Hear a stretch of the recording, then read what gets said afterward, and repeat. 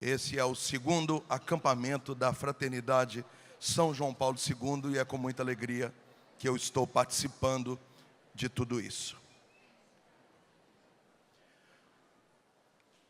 Dia 3 de janeiro, a comunidade no qual eu sou fundador, Filhos de João Batista, completará 24 anos. 24 anos. E João Batista é um homem muito completo. Eu posso falar sobre jejum e penitência, porque João Batista pregou jejum e penitência. Eu posso falar sobre conversão, porque João Batista pregou a conversão dos pecados. Eu posso falar sobre Eucaristia, porque João Batista apontou o Cordeiro de Deus. Eu posso falar sobre Nossa Senhora, porque ele teve o privilégio, ainda no seio da sua mãe, de ter Nossa Senhora acompanhando o processo gestacional nos últimos 3 meses. Eu posso falar sobre batismo no Espírito Santo, porque ele é o único ser humano que foi batizado no Espírito antes mesmo de nascer.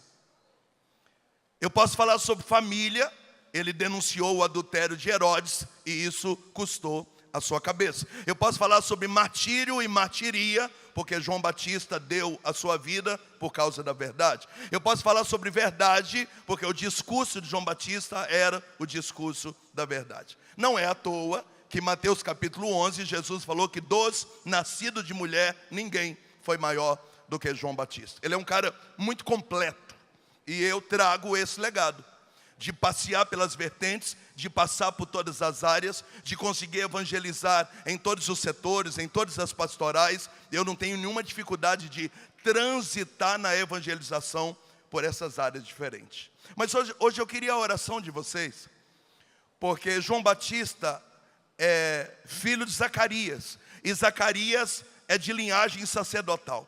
Zacarias é sacerdote. Então Deus tem me usado de uns tempos para cá, de uma forma extraordinária, para falar ao coração dos padres. Porque também faz parte do ministério de João Batista, da linhagem sacerdotal, chegar no coração dos padres. E hoje eu queria, com muito carinho, convidar os padres que estão aqui, que pudessem rezar por mim, antes de eu começar essa pregação, testificando essa missão que Deus está me dando, de falar ao coração dos sacerdotes. Vocês não têm noção, nós temos ajudado muito padre com a nossa pregação.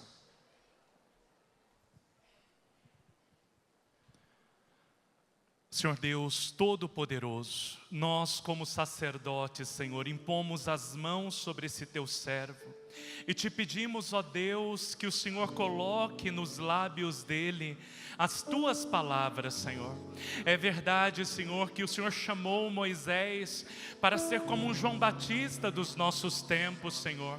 E, Senhor, é claro que através desse servo tantas pessoas têm sido santificadas, Senhor, e a nossa comunidade de forma especial. Senhor, nós te pedimos e clamamos que o Senhor derrame a graça do teu Espírito sobre ele, ó Deus, para que ele possa falar aquilo que está no teu coração. Que, Senhor, que essas palavras não venham para nos agradar, mas que venham para te agradar, para que seja, Senhor, para o teu louvor e para a tua glória. Senhor, nós te pedimos agora com autoridade sacerdotal, derrama o teu Espírito para que esse teu servo possa ministrar essa palavra sobre nós. Senhor, nós te agradecemos pela vida do Moisés, pelo servo dócil que ele é a ti, Senhor, e te pedimos que o desejo do teu coração, Senhor, passe para o coração dele e consequentemente seja manifestado pelos lábios desse teu servo.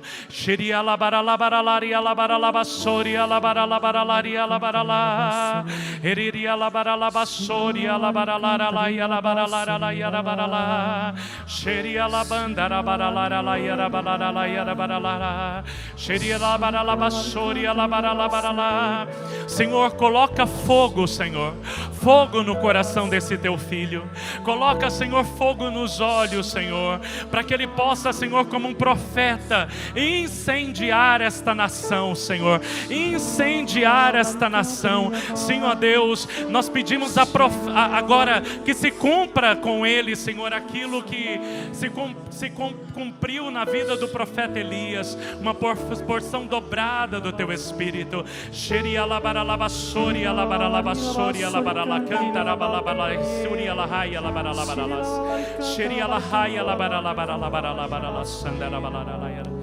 Pedimos a intercessão da tua Mãe Santíssima, que ela cuide desse teu servo. E nós pedimos, Senhor, como sacerdotes, a tua bênção. Que o Deus Todo-Poderoso te abençoe.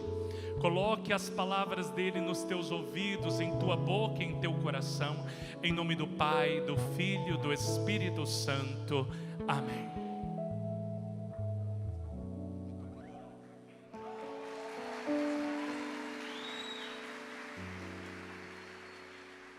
Abra comigo, por favor, Carta de São Paulo aos Gálatas, capítulo 5, versículo 18. Carta de São Paulo aos Gálatas, capítulo 5, versículo 18. Pergunta para quem está do seu lado: cadê a sua Bíblia?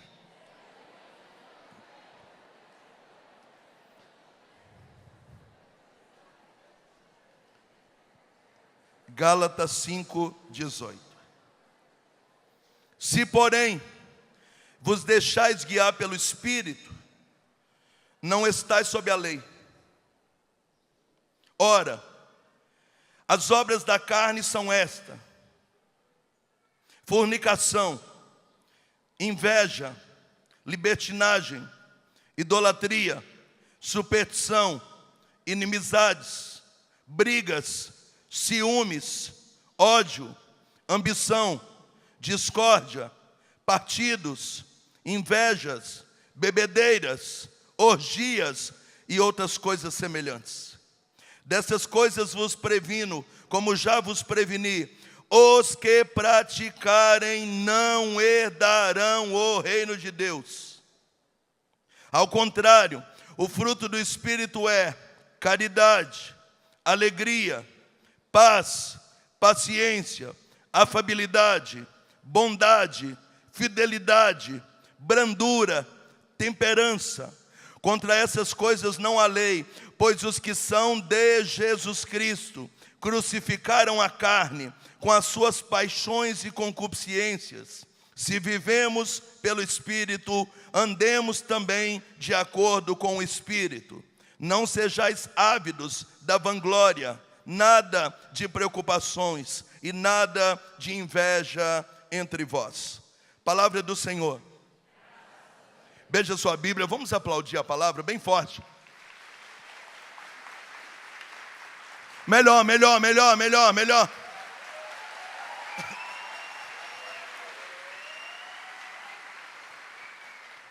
Nós estamos aqui no ano 49 depois de Jesus Cristo. Essa carta é chamada de carta magna. É a primeira carta do apóstolo Paulo nas suas missões apostólicas, na sua viagem até a Antioquia. Essa igreja da Galácia, ela sugou de Paulo um pouco mais, porque ela é chamada de igreja mista. O que é uma igreja mista? Primeiro, ela era habitada por gregos, e a Grécia é o berço da filosofia, é o berço da racionalidade. De lá vem Aristóteles, Alexandre o Grande. Essa igreja da Galácia exigiu que Paulo entrasse em embates na racionalidade. Segundo motivo, ela é igreja mista porque ela também é habitada por judeus. E você sabe muito bem que Paulo é judeu. Alguns diziam que Paulo era traidor, outros diziam que ele estava manipulando o judaísmo. Começa agora um embate entre a circuncisão. Aqueles que foram circuncidados podem ou não receber Jesus Cristo. Aqueles que foram batizados no Espírito Santo precisam ou não circuncidar-se depois. Então houve um embate teológico a respeito da vida dos judeus. E terceiro motivo, ela é uma igreja mista porque ela é habitada por pagãos. A maior lista de pecado da Bíblia está aqui. Carta de São Paulo aos Gálatas, capítulo 5. Tem 15 pecados, tem 15 coisas dos pagãos próprio daquela realidade. Mas também é a maior lista de virtudes da Bíblia. São 9 virtudes que Paulo nos apresenta aqui. Diga comigo, a igreja da Galácia era uma igreja muito difícil, porque era uma igreja mista. Um discurso para os gregos, um outro discurso para os judeus e um outro discurso para os pagãos. Nós vamos estudar essa carta agora. O capítulo 1, 2 e 3 só aparece embate teológico. A gente percebe que Paulo no primeiro momento não está evangelizando. Paulo no primeiro momento está discursando. Há debate a respeito de situações orgânicas, há debate em relação a coisas do templo, há embates em relação a linhas de pensamento. O capítulo 1, 2, 3, Paulo só está no embate. Até agora ele ainda não conseguiu dobrar as pessoas para efetivamente evangelizá-las. Parece que entre o capítulo 3 e o capítulo 4, ele acha uma brecha. E no capítulo 4, ele começa a falar sobre batismo no Espírito Santo.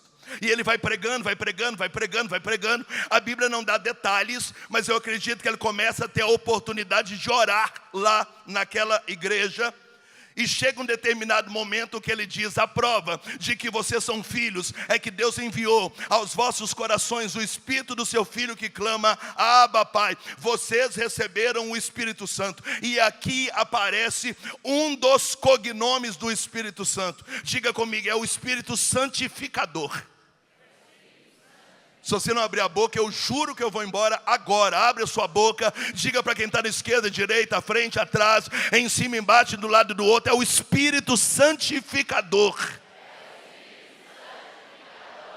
O Catecismo da Igreja Católica, no parágrafo 747, 748 e 749, diz que o Espírito Santo tem mais de 50 cognomes. Nós podemos chamar ele de Espírito da promessa, Espírito da verdade, doador de todos os dons, Espírito da virtude, Espírito da graça e Espírito santificador.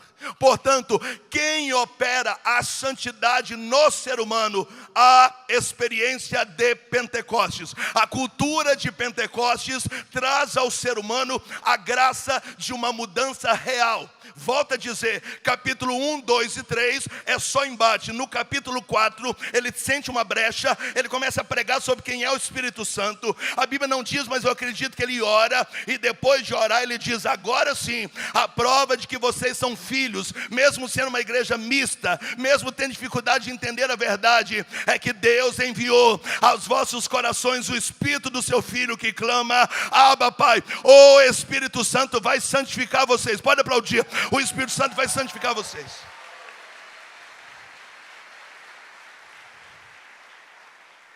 Dito isto, chegamos no capítulo 5. Já que eu terminei o período do embate, já que vocês receberam o Espírito Santo, a cultura do Espírito, a cultura de Pentecostes vai trazer para vocês um alinhamento. Outrora vocês eram da carne, e as obras da carne são, tem 15 coisas lá: luxúria, inveja, cobiça, avareza, partido. Mas as obras do Espírito são longanimidade, amor, paciência, brandura e perdão. Tem 9, aqui tem 15 e aqui tem 9. Outrora vocês eram das trevas, mas agora vocês são da luz. Outrora vocês eram homens velhos, mas agora vocês são homens novos. E ele começa a discursar que o Espírito Santo, quando chega na vida de alguém, que a cultura de Pentecostes, quando chega na vida de alguém, primeiro, ela faz um rompimento com as obras das trevas, ela faz um desligamento com as práticas pagãs, ela vence a cultura de morte, que é a cultura do pecado, e ela inaugura uma outra prática. A cultura em Pentecostes é a cultura da vida, é a cultura da virtude, é a cultura dos valores, e diz que quem pratica essas coisas não herdará no reino de Deus, mas quem pratica essas coisas não há lei. E essas pessoas herdarão o reino do céu. Quanto mais melhor, quanto mais melhor, quanto mais melhor, quanto mais melhor. O capítulo 5 é o cerne da nossa pregação. Diga comigo, a cultura de Pentecostes Horrível, horrível. A cultura de Pentecostes traz um alinhamento. Você rompe com o pecado e adquire virtudes. Você rompe com a cultura da morte e recebe a cultura da vida plena e abundante. E no capítulo 6, que é o último, ele conclui dizendo: agora é com vocês. Mas hashtag fica a dica: quem planta na carne, vai colher na carne. Mas quem plantar no Espírito, vai colher no Espírito.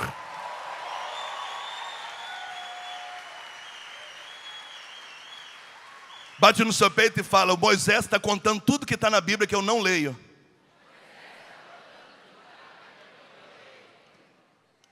Quem está comigo ainda? Deixa eu dizer de novo. 1, 2, 3, embate. 4, batismo no Espírito Santo. 5, o que a cultura de Pentecostes faz? 6, agora é com vocês. O que vocês plantarem, vocês vão colher. Diga para quem está do seu lado: em nome de Jesus, você está recebendo agora a cultura de Pentecostes na tua vida, na tua história, e ela vai provocar uma ruptura espiritual. O reino pagão vai sair, o reino do mundo vai sair, e o reino de Deus vai entrar. A vida celestial vai entrar. Então, o que é que consiste a cultura de Pentecostes? O Espírito Santo vem em você, pá! E você abandona pecados e adquire virtudes. Abandona pecados e adquire virtudes. Eu estou no capítulo 5 da Bíblia, que você nem trouxe. Agora nós vamos de novo pedir ajuda para os universitários. De Pedro a Leão são 267 papas. Sem dúvida nenhuma, o Papa Bento XVI marcou a história da nossa igreja devido à sua teologia. O Papa Bento XVI, em 2013, na Casa de Santa Marta, na festa de todos os santos, guarda isso, santos, diga comigo, santos, fez uma homilia explicando Gálatas 5. E ele diz que os 2 degraus da santidade são abandonar os pecados e adquirir as virtudes. Diga comigo de novo.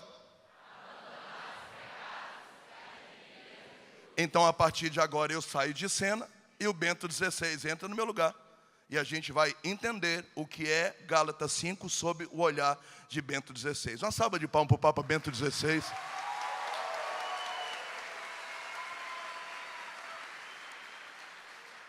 Começamos bem, precisamos abandonar os pecados. Só tem um detalhe: o Catecismo da Igreja Católica diz que para um ato ser considerado pecado, precisa ter pleno conhecimento, você precisa saber que aquilo é pecado, e pleno consentimento para você executar, trazer aquilo da razão para a existência.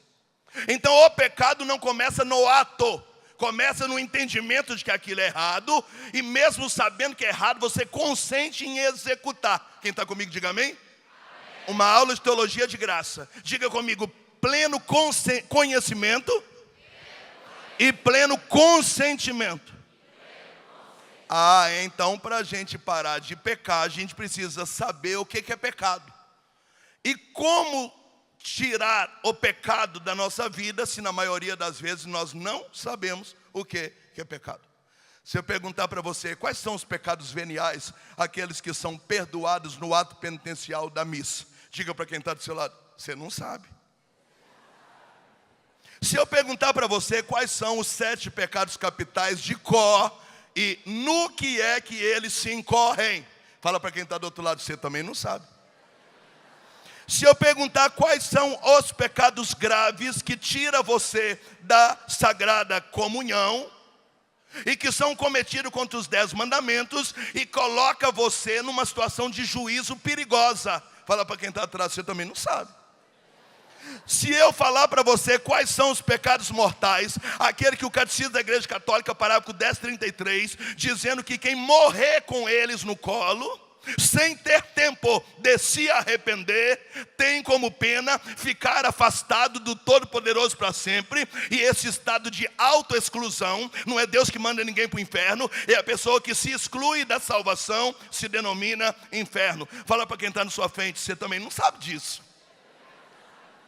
Então é muito bonito os nossos pregadores pegar o microfone e dizer: você tem que parar de pecar, cria vergonha na sua cara, para de parar de pecar. E aí você fala: eu quero parar de pecar, mas para eu parar de pecar eu preciso saber o que é pecado para eu não executar. Então o processo da libertação começa primeiro aonde? Na consciência. Dá um cascudo na sua cabeça e fala: eu preciso saber o que é pecado. Mas no fundo a gente não sabe.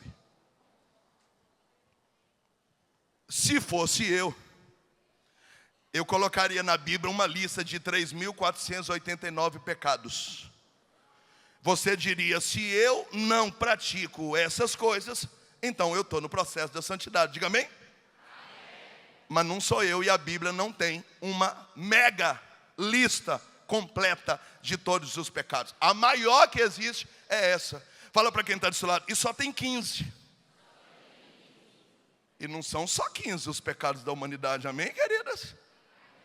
Então nós estamos com um problema teológico. Como é que nós vamos parar de pecar se a gente não sabe o que é pecado? Pergunta para quem está do seu lado: será que o Bento XVI pode nos ajudar ou não? Eu acho que eu vou pregar só para as câmeras, porque vocês estão tão mortos que eu estou com medo de me contaminar com esse tipo de coisa. Eu vou pregar. Então, o Papa Bento XVI de 2013, na festa de Todos os Santos, discussando sobre os 2 degraus da santidade, que é abandonar pecado e produzir virtude, explicando Gálatas 5, da Bíblia que você não lê e que eu estou contando tudo para você, ele diz que para você saber se uma coisa é pecado ou não, você tem que aplicar a palavra desordem. Diga comigo: desordem. Bate no seu peito e diz: tudo aquilo que aplicando a palavra desordem, ela se encaixar direitinho, é pecado.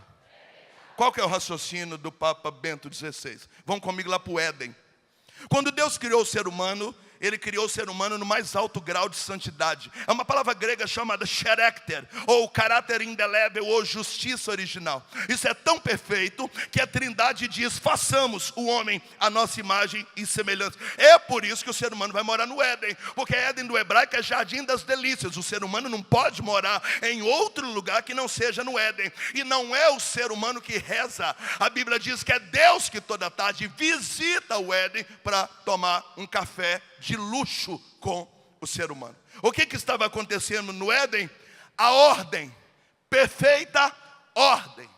No meio disso, o ser humano peca. Quando o ser humano peca, Adão e Eva se escondem. Então Deus pune o homem, dizendo: a partir de agora, terás que sustentar a sua casa com o duro suor do seu trabalho. É por isso que a função de prover uma família é masculina. Está lá no Éden. O homem recebeu como punição da vida boa que tinha, e porque pecou, trabalhar e sustentar a sua casa com o seu próprio suor. Agora Deus pune Eva e diz: a partir de agora você terá dor do parto.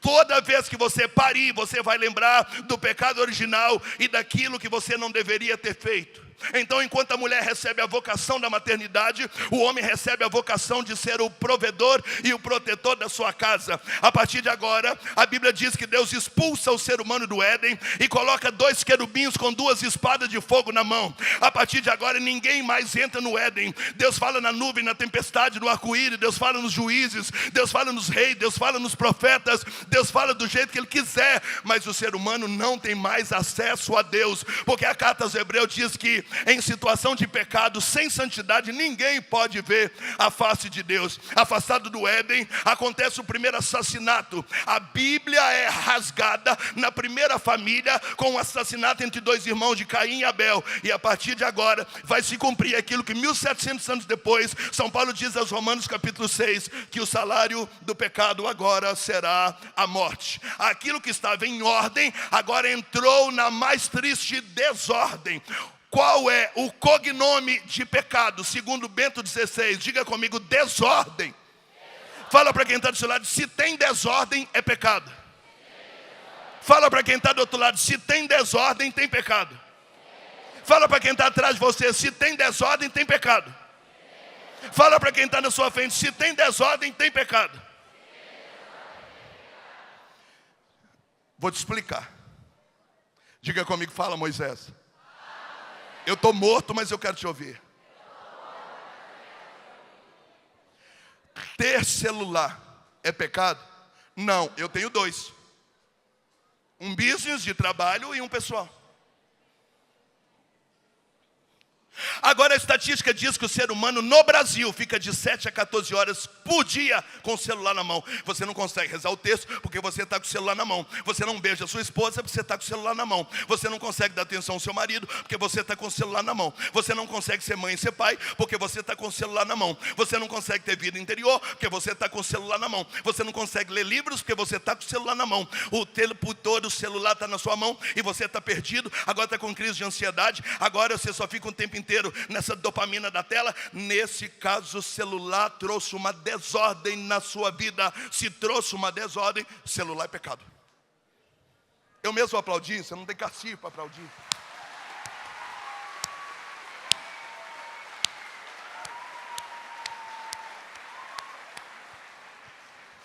Pare com esse troço de pode ou não pode. Pode ter celular? Pode. Pode ter 2? Pode. Pode ter 5? Pode. Desde que o celular não traga desordem. Se traz desordem, celular é pecado. Exemplo número 2. Namorar é pecado? Não, se eu sou casado, minha esposa está ali, é porque um dia eu namorei. Só que agora você começou a namorar, você não consegue rezar o rosário porque tudo seu é namoro. Você não está indo mais no acampamento da fraternidade porque agora você está namorando. E Juninho, o Enzo falou que não quer. E a Stephanie, Ana Júlia, Ana Júlia e Enzo não quer, porque agora está namorando. Aí você vai na Shekinah, não vou, porque Stephanie com 2T, 2F, 2J não quer ir. E agora tudo seu é namoro. E aí você não tem vida interior porque está namorando. Agora você está meio perdido porque está namorando. Aí você começa a maltratar a sua mãe porque agora você está namorando. Aí você não consegue caminhar na fé porque agora está namorando. Nesse caso o namoro trouxe uma desordem. Nesse caso o namoro, ainda que seja com gente da igreja, é pecado esse namoro aí.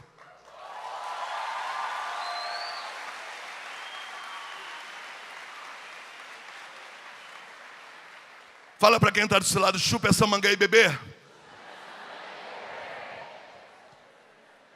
Quem está comigo ainda? Senhores padres, alright? É nóis.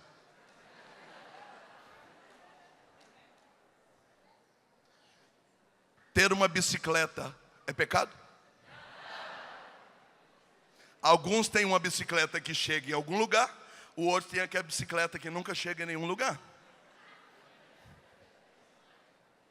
Só que agora você comprou uma bicicleta e você entrou no time da galera da bike, do pedal. E agora todo final de semana você não vai no retiro, por quê? Porque tem a galera do pedal. Esse final de semana a gente vai andar 34 quilômetros. No que vem já está marcado, são 78 quilômetros. E agora tudo seu é pedal, o seu stories é só pedal. A sua roupa é de pedal. Inclusive tem gente indo para a missa já com a roupa do pedal. Porque agora ninguém pode encostar na sua bicicleta, porque a sua bicicleta vale 80 mil. Agora pode até xingar a sua mulher, mas não fala da minha bicicleta. Porque a minha bicicleta, cara, tudo seu é pedal, pedal, pedal. É a galera do pedal, é a turma do pedal. Aí você agora só fala disso, porque a boca fala daquilo que o coração está cheio. Então você não fala de Jesus, mas você fala, você tem que pedalar. Pedalar é bom para a saúde, porque é a natureza, porque... Nesse caso a bicicleta trouxe para você uma desordem. Nesse caso a bicicleta, pecado.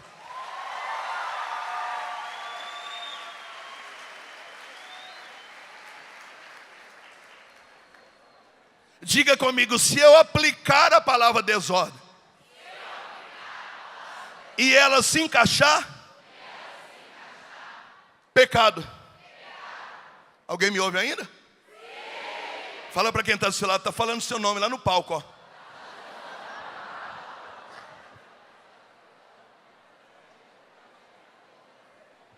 Fazer academia, fazer crossfit, cuidar da saúde é pecado?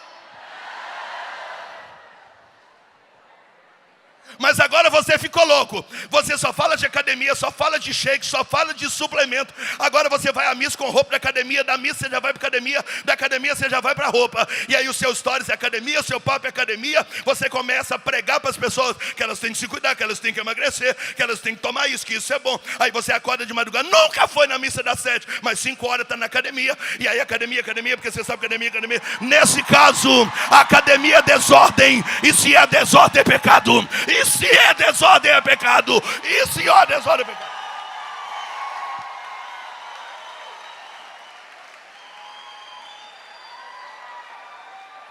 Sacode quem está do seu lado e fala: se é desordem é pecado.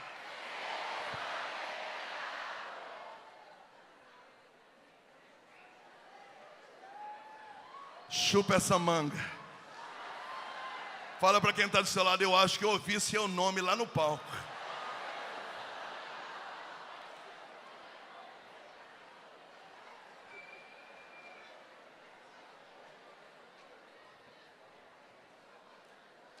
Eu vou dar um exemplo bem idiota aqui. Está ali um tecladista. Tocar teclado é pecado? E tocar para Deus é pecado?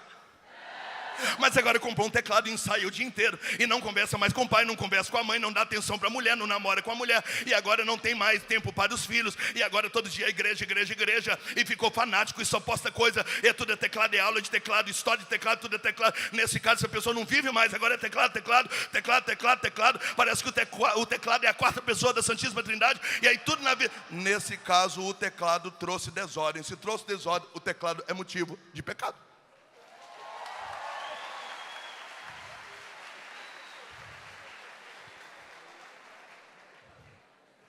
Futebol.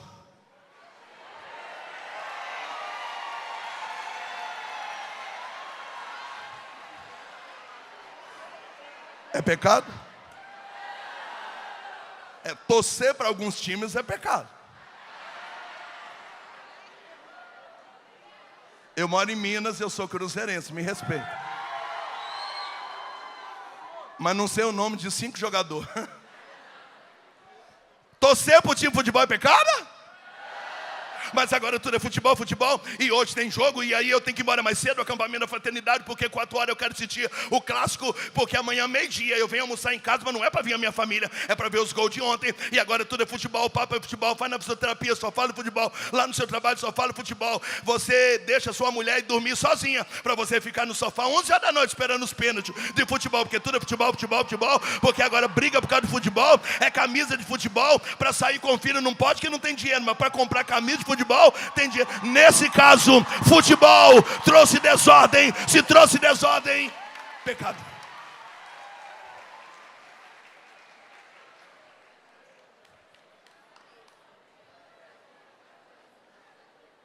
Fala para quem está do seu lado: eu ouvi o seu nome lá.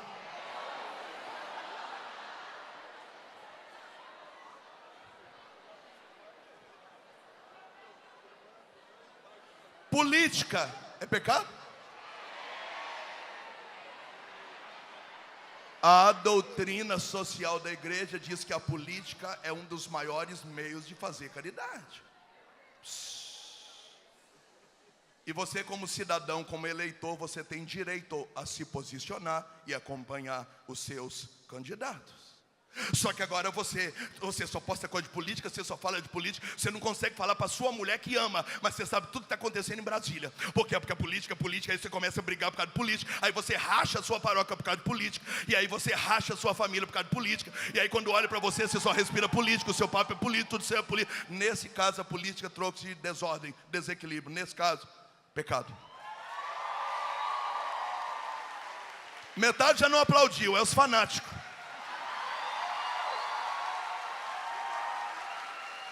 Diga comigo: tudo aquilo que foge do equilíbrio, que foge da ordem, que traz desordem, que desconfigura o original, pecado.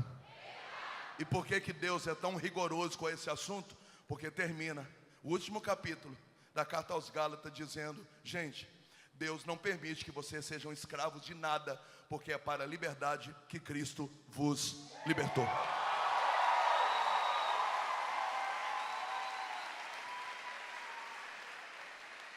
Diga para quem está do seu lado: agora, a partir da fala do Moisés, parafraseando Bento XVI, ambos explicando Gálatas 5 que você não lê,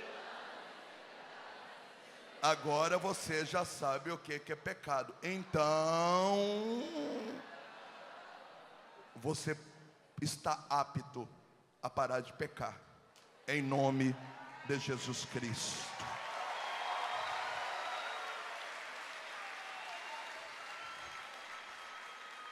Eu não posso fugir do meu tema. Eu sou pragmático, organizado, metódico, ao extremo. Tudo isso é possível no capítulo 5, porque no capítulo 4 recebemos o batismo no Espírito, que trouxe em nós a cultura de Pentecostes, que nos ajuda a separar as coisas e entrar no processo de santidade. Fala para quem está do seu lado: você já recebeu o Espírito Santo. A cultura de Pentecostes está em você. Você está apto. Você é capaz. A graça é o seu auxílio. Não é pela sua força, é o auxílio da graça. Vai te ajudar a abandonar todos os pecados. Não é só 15, são milhões de pecados que, aplicando a palavra desordem, você já sabe o que fazer. Quem está comigo ainda, diga amém. Abandonando os pecados, Bento XVI, falando aquilo que é óbvio, diz que agora nós precisamos produzir, adquirir, enxertar em nós as virtudes no lugar dos pecados que foram embora. É um processo de troca, é isso mesmo, é um processo de troca. Não adianta só parar de beber, você precisa ter caridade. Não adianta só parar de falar palavrão, você também precisa de esperança. Não adianta só abandonar a pornografia, você também precisa de humildade. Sai um pecado e entra uma virtude no lugar. Sai uma coisa ruim e entra outra coisa no lugar.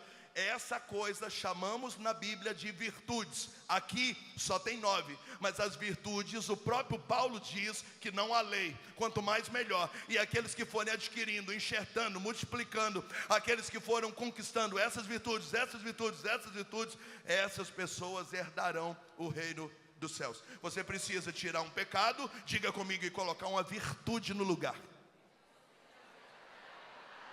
Horrível. Diga comigo: colocar uma virtude no lugar. Pergunta para mim, Moisés, o que é uma virtude? É um cheiro de céu na terra. Quem falou isso? Jesus. Jesus falou no Evangelho de São Marcos, capítulo 12. Olha para mim. Que quando um demônio, eu vou fazer aqui um trocadilho, quando um pecado, quando uma cultura de morte, quando uma coisa ruim sai, se achar a casa vazia, volta trazendo 7. E é por isso que um homem que abandona o adultério, se ele cair de novo, ele vai cair 7 vezes pior do que o primeiro adultério. Eu trabalho com drogados há 24 anos. A minha comunidade começou com eu alugando uma chácara e colocando meia dúzia de drogado. Em 24 anos já passaram 3.000 homens por lá. Eu sei que se um dependente químico não pôr uma virtude no lugar do vício, quando ele tem uma recaída, a recaída é 7 vezes pior do que quando ele usava no passado. Quem falou isso? Jesus. Então, quando um pecado sai, quando um demônio sai, quando uma cultura da morte sai, imediatamente a casa não pode ficar vazia. Então você afasta isso e puxa uma virtude para cá. Você afasta isso e deu até um dancinho no TikTok. Fica isso para cá, afasta isso.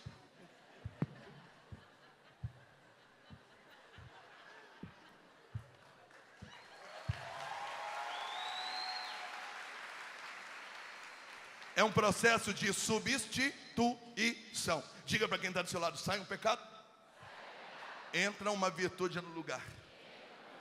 A casa não pode ficar vazia. Onde sai um pecado, precisa entrar uma virtude no lugar. Esse aqui é o problema. Para mim, aqui é uma opinião pessoal, tá? Eu não sou o dono da verdade, mas respeito a minha opinião.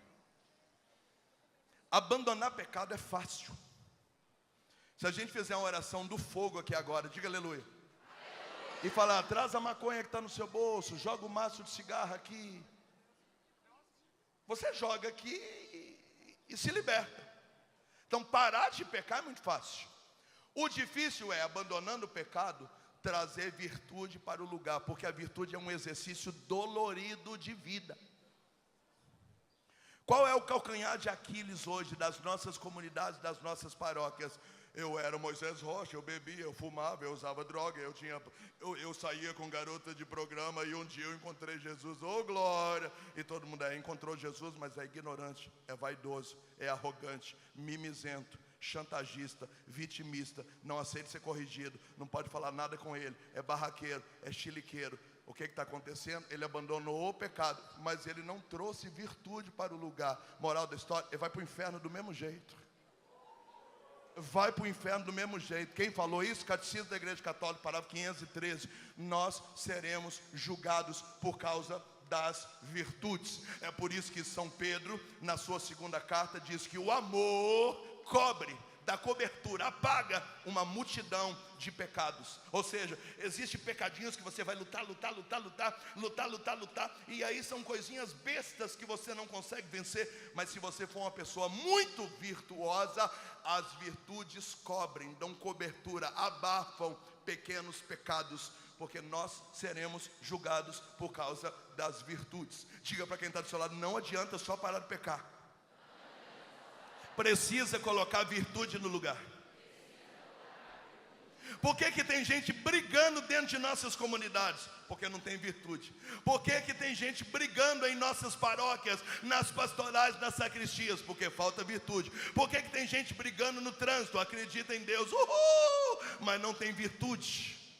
Os problemas da humanidade hoje são problemas comportamentais. A maioria dos fatos que estão acontecendo e das circunstâncias que estão acontecendo, elas não estão acontecendo por causa dos pecados, elas estão acontecendo pela falta de virtudes.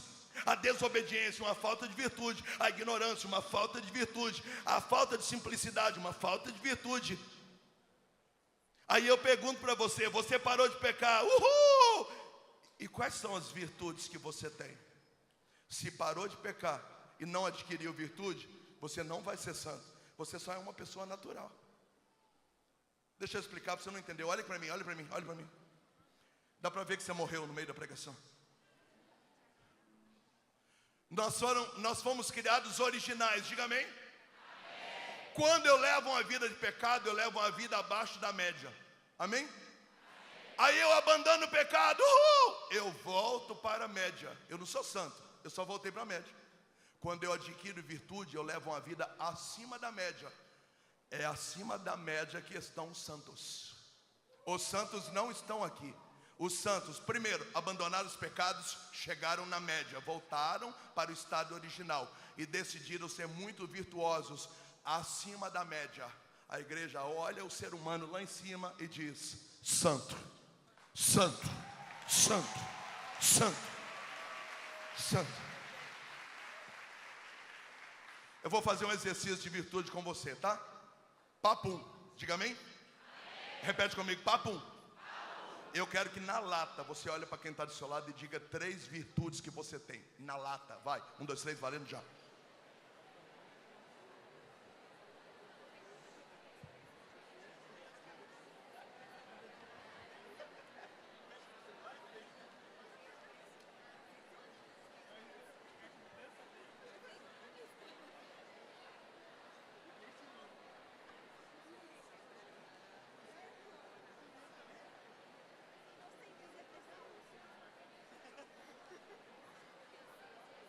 Não conseguiu, não?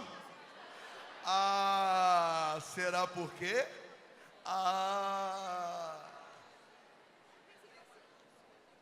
Eu fico preocupado com os testemunhos que eu estou vendo na nossa igreja. Todo lugar que eu vou, alguém pega o microfone e conta uma história. Porque há 20 anos atrás, eu matei 3 pessoas. Há 15 anos atrás, eu traí a minha esposa, o meu marido. Eu era isso, eu era aquilo, eu era assado. Que vida difícil, só um pouquinho que eu estou emocionado. Não é fácil.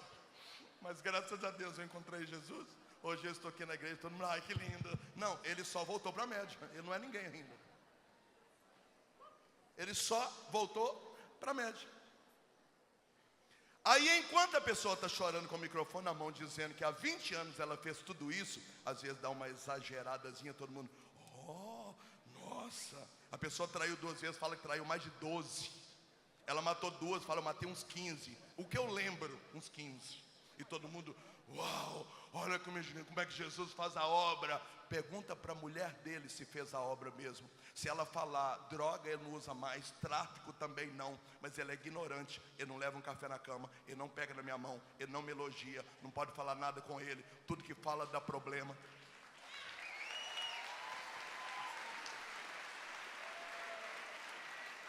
Fala para quem está do seu lado, largou o pecado e vai para o inferno do mesmo jeito.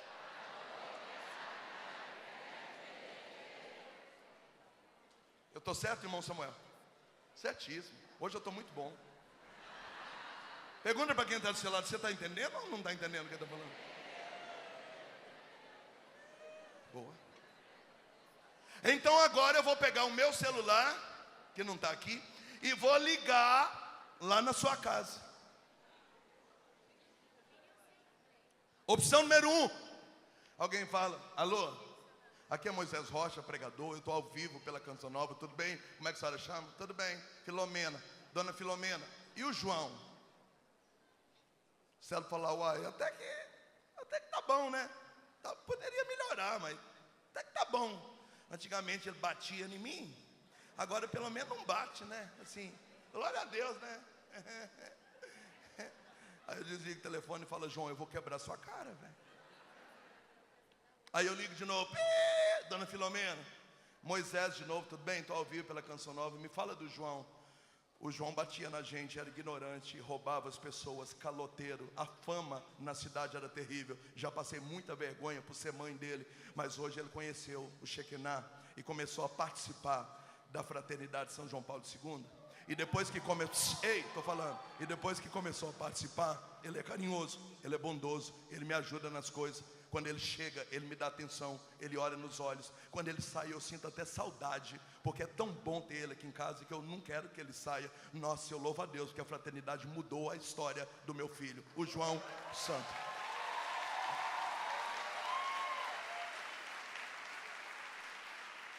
Eu falei Shekinah 2 vezes, mas eu não errei não, é Shekinah mesmo, é? Ufa, vai que eu estou fazendo propaganda para o concorrente. Se você dá um testemunho que você era isso e que agora você não faz mais que obrigação. Por que você fez isso? Eu não fiz isso, eu estou aqui. Então se você subiu, agora vai começar a subir. Virtude, amor, paciência, brandura, perdão, alegria, caridade, esperança, silêncio. Quanto a essas coisas não há lei, e aqueles que fizerem essas coisas herdarão o reino de Deus. Acima da média, acima da média, acima da média, acima da média, acima da média.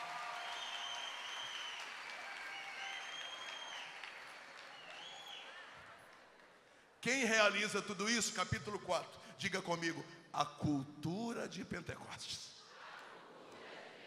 Bata no seu peito e diz, só o Pentecostes, só o batismo no Espírito Santo é capaz, na ordem da graça, que eu abandone os pecados, que eu saia da desordem e que eu adquira virtudes, um processo de santificação natural, porque o Espírito Santo é o santificador. Pergunta para quem está do seu lado, você está entendendo o que esse cara está falando? Você não está entendendo?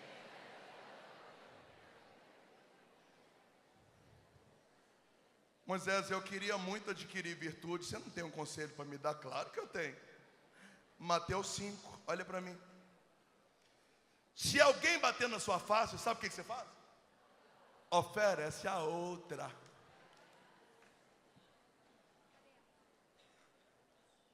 Fala para quem está do seu lado. Não mandou você revidar. Se alguém bateu na sua face, o que você tem que fazer? Ó. Bate aqui, queridão. Eu sou de Deus. Eu quero ser santo. Bate aqui. Bateu devagar. Bate do outro lado também. Aqui. Olha para quem está do seu lado e fala aqui, ó.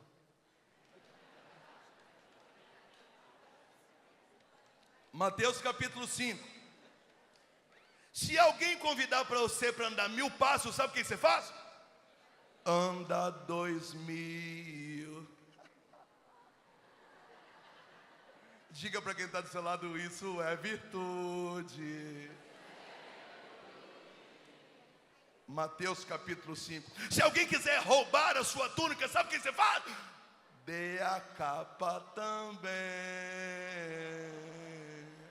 Qual que é o nome disso?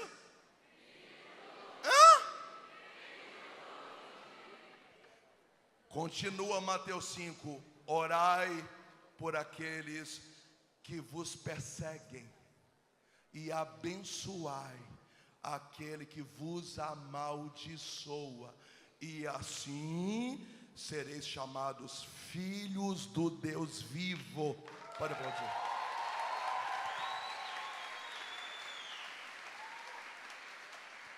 Você não consegue abençoar quem você diz que ama, imagina abençoar quem te amaldiçoou. Fala para quem está do seu lado, você está longe das virtudes, está longe.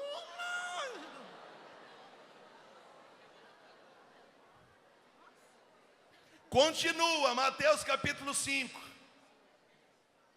Se fores convidado para uma festa, senta na frente não, bebê.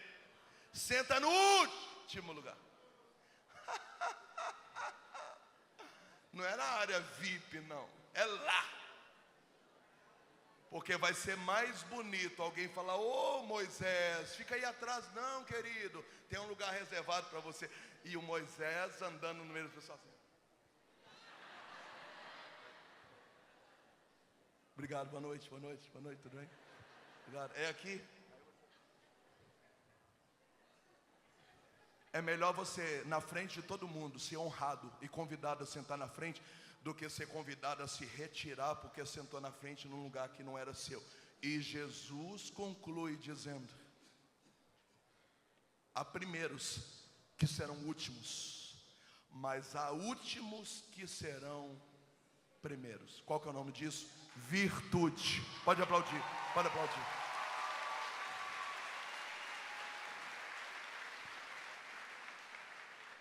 Eu preciso terminar. Pergunta para quem está do seu lado: você está entendendo o que ele está falando ou não? Moisés, eu vou conseguir tudo isso sozinho? Não. Quem vai nos ajudar? A cultura de Pentecostes. Quem falou isso? O Paulo. Carta de São Paulo aos Romanos, acho que é capítulo 7, se eu não estou enganado. Eu também tenho a obrigação de decorar a Bíblia inteira também, não. Você nem trouxe a Bíblia. Romanos capítulo 7. Ele diz: irmãos, tem um negócio estranho aqui dentro de mim. Tem hora que eu não consigo fazer o bem que eu queria e acabo fazendo o mal que eu não queria fazer, porque em mim o bem não habita. Tem um negócio estranho. Eu estou fazendo o que eu não quero e o que eu quero eu não consigo fazer. Que porcaria, né? E eu termino o raciocínio dizendo: mas eu prefiro gloriar nas minhas fraquezas, não confiar em mim mesmo, porque eu não consigo, para que habite em mim a graça de Jesus Cristo. O Espírito Santo, o batismo no Espírito, ou Pentecostes, é capaz, capítulo 4, de fazer você, capítulo 5, separar as coisas. Capítulo 6, para aprender a plantar na carne, para colher na carne, e nunca mais plantar no Espírito, para colher no Espírito. Amém. Levanta, levanta, levanta. Deixa eu falar com você o que vai acontecer agora. Eu pedi para me mostrar uma plaquinha 15 minutos antes do meu horário acabar. porque nesse momento vai ter adoração. E eu queria, antes da adoração, que a gente pudesse fazer um clamor pedindo o batismo no Espírito Santo. Amém, queridos? Dá um abraço quem está desse lado, fala, é nós, vamos para cima. Quero chamar os irmãos, os padres, para a gente rezar junto aqui. Todo mundo vem para a gente rezar. Consegue? Uma música que nos facilite pedir a cultura de Pentecostes sobre nós. Glória a Deus. Quer começar, irmão? Levante seus braços nesse primeiro momento. Vamos cantar primeiro, depois a gente reza. Diga comigo, Senhor Jesus. Senhor Jesus, Eu entendi a pregação. E eu peço agora um poderoso avivamento sobre nós. Eu tomo posse agora dessa cultura de Pentecostes. Eu quero abandonar os pecados e eu quero adquirir virtudes. Feche os seus olhos, levante os seus braços, vamos cantar, depois a gente começa a rezar e nós vamos para cima em nome de Jesus. Braço erguido, levante o seu braço, vamos.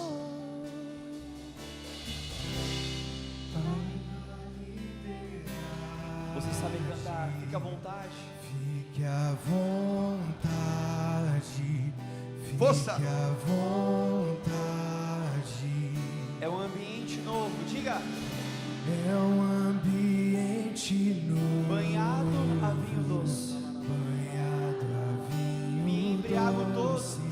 Me embriago Só de te olhar. todo. Dê liberdade ao Senhor, cante no começo. Vai dar liberdade. Vai dar liberdade. Diga pra Ele com o teu coração, ergue os seus braços, fique à vontade. Fique à vontade. Fique à vontade. É um ambiente novo. É um ambiente novo. Banhado a vinho doce. Banhado a vinho Me embriago doce. todo. Me embriago Só de te olhar. Só de te Diga pra Ele, só de te olhar, vai. só de te olhar, Só de te olhar. Só de te olhar. Só de te olhar. Declare, declare. estou tão extasiado, O amor veio me ver. eu coloquei a melhor roupa pra você, e o mais bonito é saber que o meu coração que tanto fugiu agora está aqui. E quero amar você. Quero amar, Estou tão extasiado. Vamos juntos, vamos. estou tão extasiado, o amor veio me Eu ver. coloquei a melhor roupa. Eu coloquei a melhor roupa pra você, e o mais bonito é saber que o meu coração que tanto fugiu agora está aqui. E quero amar você. Erga os seus braços o mais alto que você puder. Solta a voz no Espírito para que o Espírito Santo gere liberdade em nós. Antes de tudo, nós te pedimos, Pai, em nome de Jesus, uma verdadeira liberdade. Liberdade na oração. Liberdade na tua presença. Liberdade de adoração.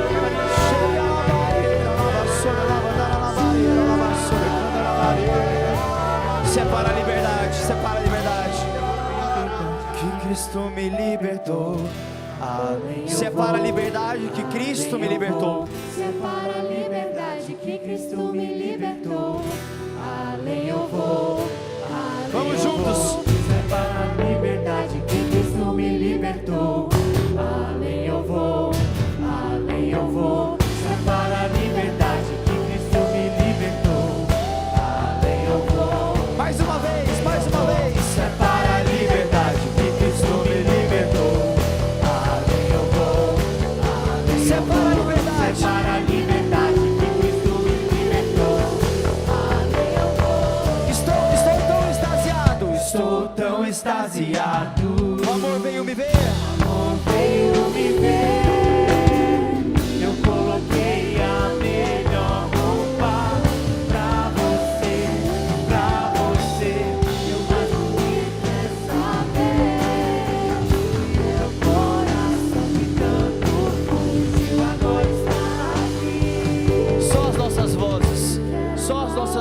Estou tão extasiado. Diga. Estou tão extasiado.